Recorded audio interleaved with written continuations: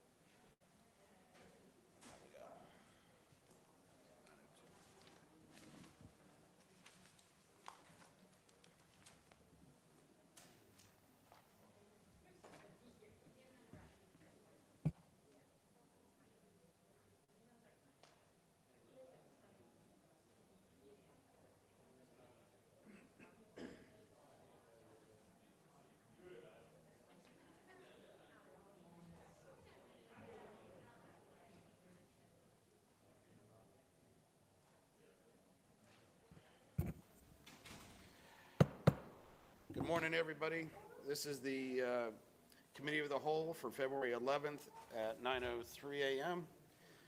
Please turn your cell phones to the silence or off setting.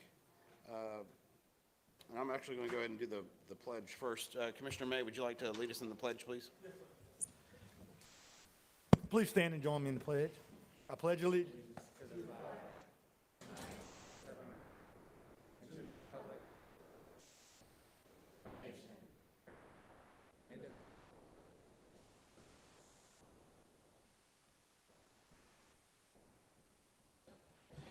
Thank you, sir. Was the meeting properly advertised? Mr. Chairman, this meeting was advertised in the Pensacola News Journal on Saturday, February 6th in the board's weekly meeting schedule. Perfect, thank you. So this morning, all we have on the agenda is the OLF master plan.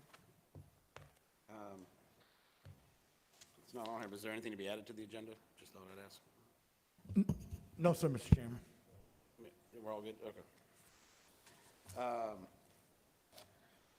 So I believe they're on Teams. Commissioner, I actually have a little presentation first before they come on board with the That'd be teams. great, too. Thank you.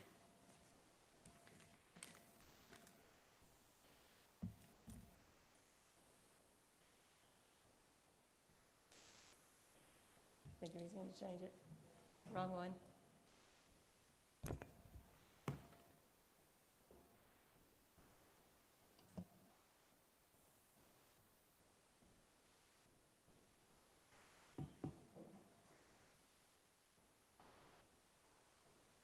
Thank you.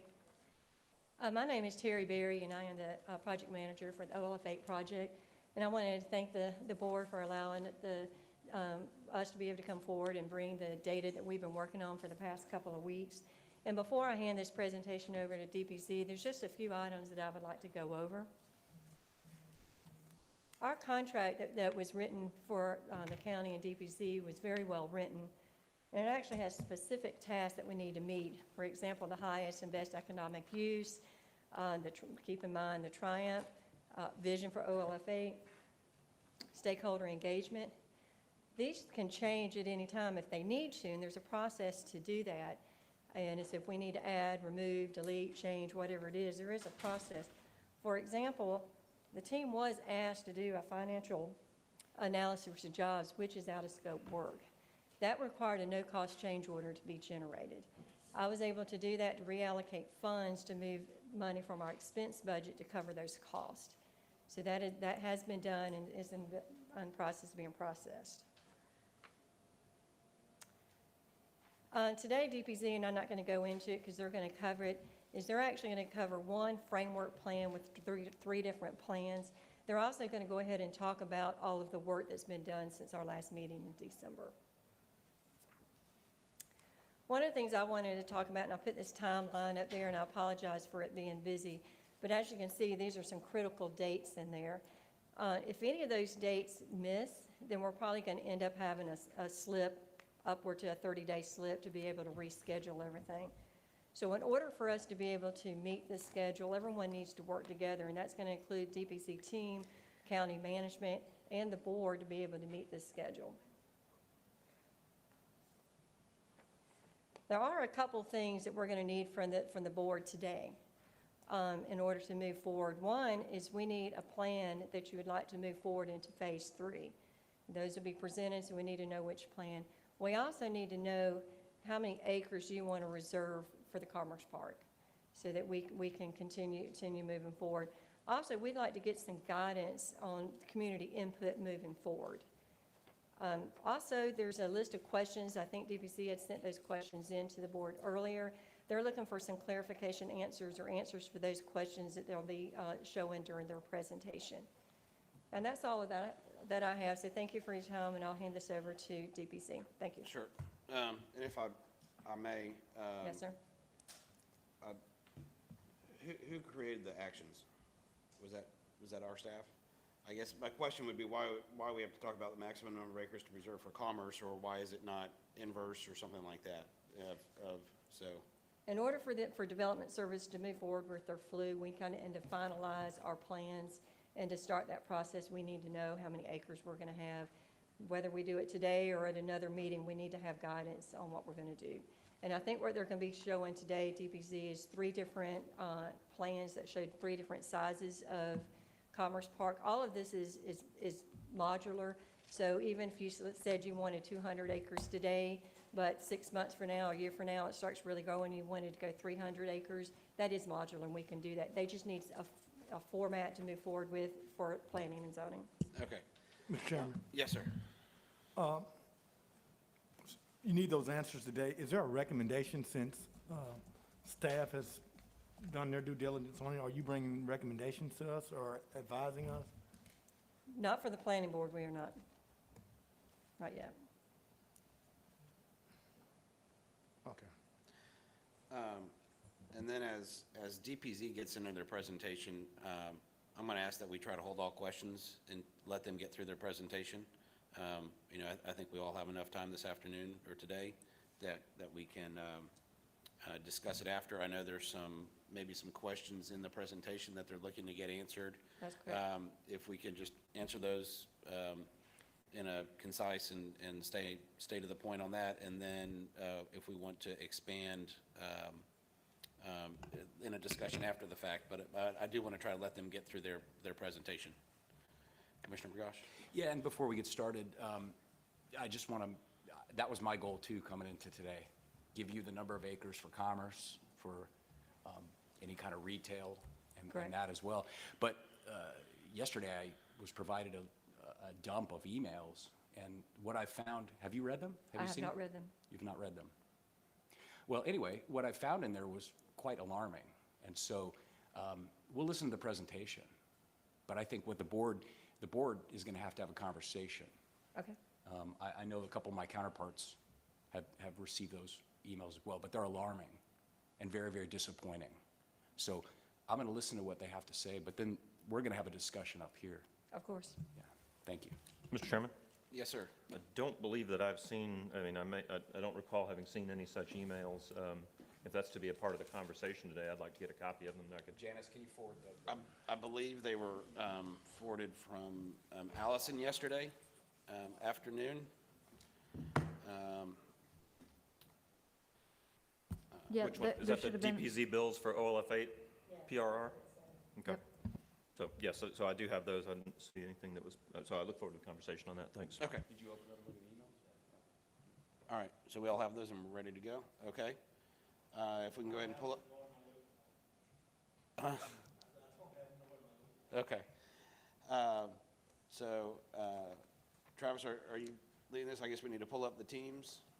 Yes, and while we do that, I'm happy to address some of the questions that I know are floating around, if it might be productive for us to go ahead and get some of those answered on the front end, so we can get to the people's business. Would that be all right? I'd be happy to do that.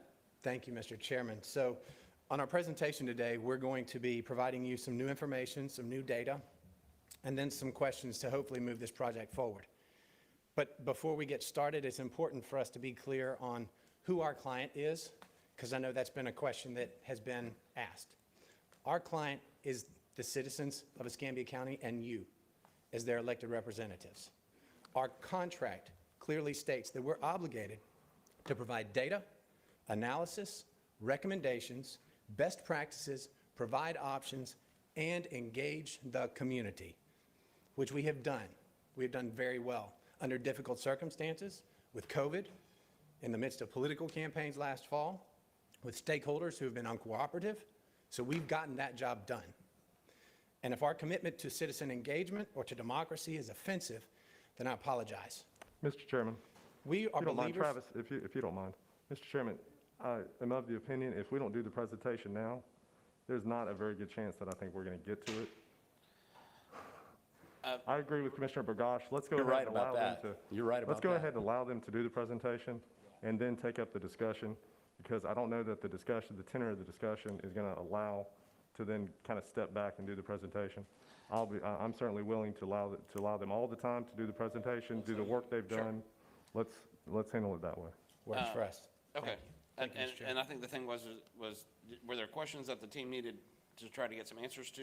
I mean, After our I know it's presentation, in we'd the love to. presentation that there After were our some. presentation, we'd love to, yes. Okay. Yep. Okay. All right, Marina?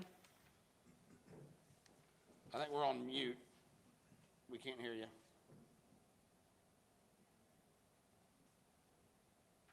Nothing yet? Hello? Yes, Hello? there we go. Okay, great. I appreciate the fact that you're going to let me run through the presentation, because I'm going to have to mute my computer so that I don't hear my echo.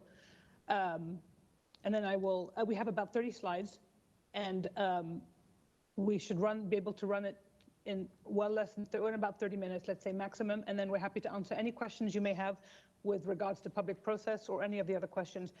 The questions that you'll see at the very beginning, we will have slides that we can speak to each of them after the presentation. So I'm going to try run it now, and let me know if you see do you see my screen? Yes, Great. it's full screen there. Great, thank you. So we appreciate the time, and this project, it seems, is not without controversy, but we're not a team to shy.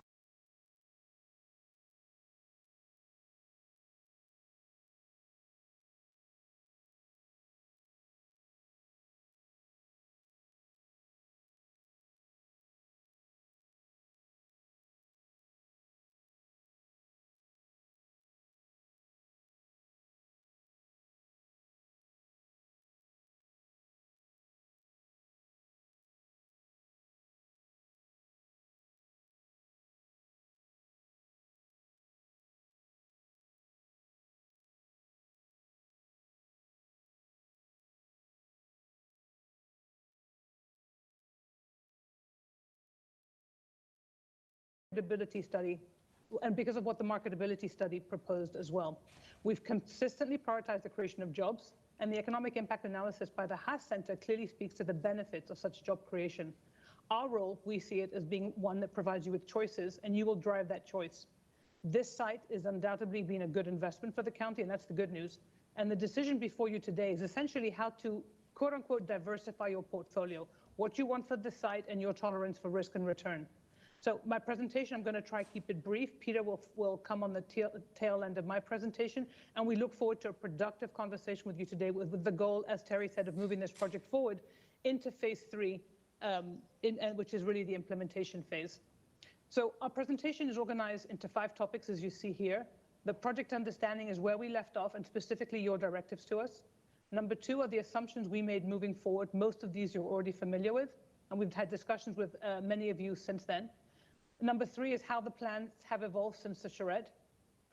Number 4 is obviously the economic impact of the job creation, both permanent jobs and temporary jobs.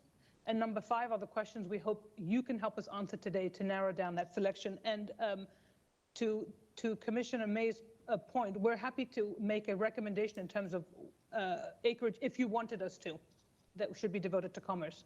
But as Terry mentioned, it has some wiggle room. So here are the questions we'll debate and discuss at the end of the presentation. I won't read them because we'll spend time talking about each one. We do suggest answers to help further guide the conversation, but they remain completely open to your input. And we have read that many of you think our team is predisposed to a mixed-use solution. That is true only to the degree that we understand the scale of this property and the time it'll take to develop the site, what type of environment is most likely to attract high-paying jobs, and equally importantly, what we have overwhelmingly heard the community tell us they want. However, we have drawn plans that we wouldn't necessarily recommend and have evaluated them as objectively and quantifiably, and we stand by that data. Our role is to show you those options and what you want, what the community wants, and to provide you with the pros and cons of each to assist you in making that best decision. Additionally, we hired the Haas Center to conduct the economic impact analysis that Peter will present. The news is, as Commissioner Burgos expected, that the annual economic impact of jobs is far-reaching and compelling. And the good news for you is that you have a lot of land that you can easily accommodate 4,000 jobs and still have some land left over. And that's an enviable position to be in. And I apologize, I had, this slide is slightly different only in terms of the size of the images because I wanted to compare apples to apples. But 540 acres is very hard for non-planners or architects to grasp. So at the charrette, we presented what we call the scale comparisons, which explain to people the amount of development that such a site can accommodate. Essentially, it's rubber stamping different areas onto the OLF8 site completely. So as you can see, it can accommodate 2.5 Navy Federals that we know house 10,000 jobs, or 18 ST Aerospace that each house 1,600 jobs.